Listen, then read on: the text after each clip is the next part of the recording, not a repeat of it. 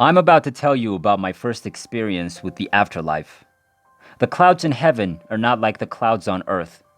Those white flying clouds appear to be dancing. I was staring at them for a long time. Someone once asked me what I was looking at. "Those clouds over there," I replied. I'm not sure what he said about them, but that's when I thought to myself, "I've been here for 10 days." To which a voice replied, "You'll be here for another 10,000 years. I can't remember some details, so I'll skip ahead to the moment where I was in a massive skyscraper. It was huge on the interior and appeared to be composed of pure gold. I observed hundreds of robed people conversing among brilliant beams of light. A lady stood close to two gigantic doors with the words "King of Kings" and "Lord of Lords" engraved on them. The phrases "I am the Alpha and the Omega" are also engraved into the stone. "God will speak to you immediately," replied the lady. When I walked in, I fell to my knees, and God urged me to get up. I was in the location where you were giving your new name by God. "I will call you, but I can't remember it." It was a bizarre word that sounded like it came from another tongue. He also informed me what it meant, but I can't remember. The more I looked at his face, the more the light appeared to obscure it. The light was commonplace, like the kind that comes in through a window. This is where the bits of my recollection seemed to start. I soon found myself encircled by a crowd, and I heard a voice say, "Once you depart, there's no returning to your prior life." "I want to go." I skipped toward the location, and then I heard a voice exclaim, "Please don't go." I recall some of what happened next. I have some visual memories of my mother's womb and of my birth, and I recall everything. The nurse, the doctor taking me out, what the doctor said, what the nurse said, what my mother said. Everything I recall is exactly the same as what my mother remembers. It's difficult to believe. I must have strengthened my ability to remember my birth and my first birthday as well. I could feel my heartbeat and the chill in the air. When babies cry, it's because the doctor has to take them out. Your head is subjected to a great deal of pressure, which makes you want to cry. I noticed a few pence in his front pocket and recall my grandma stepping in and out of the room. The doctor repeatedly told her to leave the room, but she kept returning. My mum confirmed everything. I also know where I was transferred from the room where I was born. It all corresponds with what my mother says. I have many more specific memories, but I'll skip ahead to my second death, which appears to be slightly different from what most people report their death experience to be. I climbed into the rear seat of my mother's automobile. I refused to wear a seatbelt, but she persisted. She drove up the road and made a right. I suddenly began to cough. It started out like a cold cough, but quickly became deeper. "Roy, are you all right?" my mother asked as she turned to face me.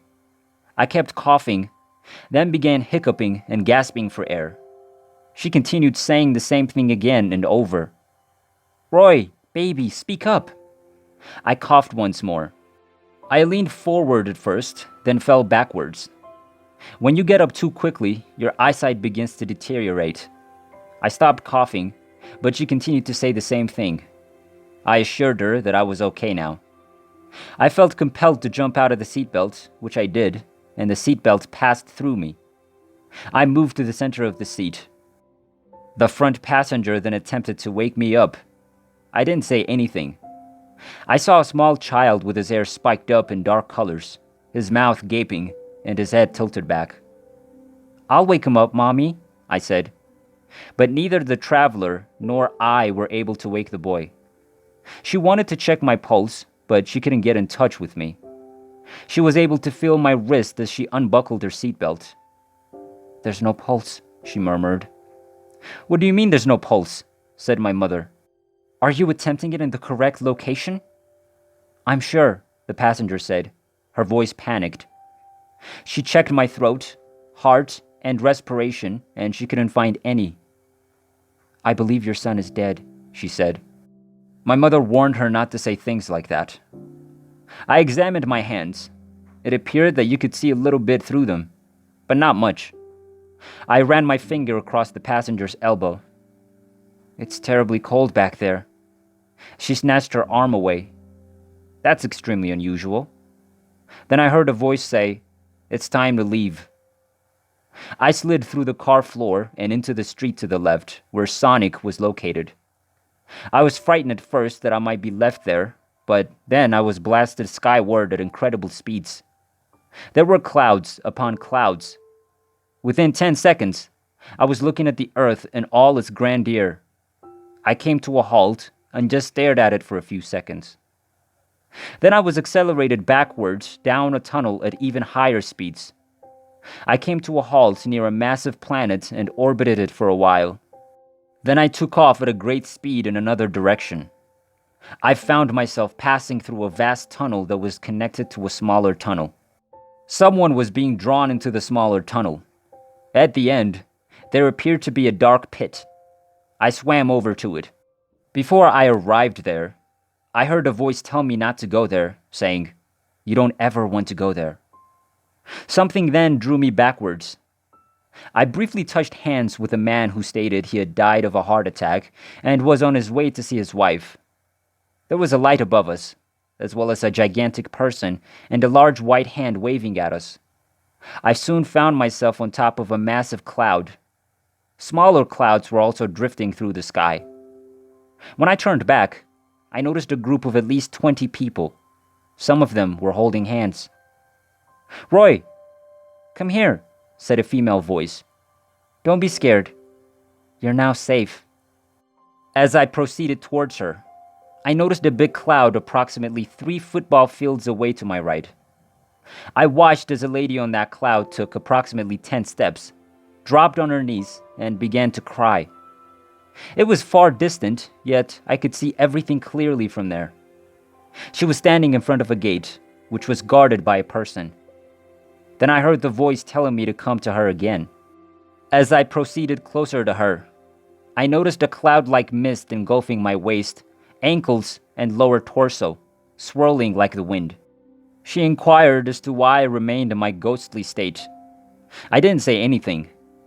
People frequently awaken from this trance before entering paradise. "I understand now," she mumbled to herself as she looked over to her left. Then she turned to face me and said, "Roy, you have to return to Earth. There was a mistake. I'm sorry, but you have to come back. I swear you'll return eventually." She might have claimed I was fortunate. So I took a step back, and suddenly I felt myself falling. As I plummeted, I saw someone come to the edge of the cloud and wave at me. So I waved back. I found myself falling towards the ground, and I kept going until I reached our car and crashed right through the top. I was back in my body and awoke immediately. "Roy, say something," my mother exclaimed. "I'm okay," I told her. I looked to my left and saw Sonic and a train passing by. I had saw the railroad lighting turn red just before I departed. Everything was back to normal now, as if nothing had happened.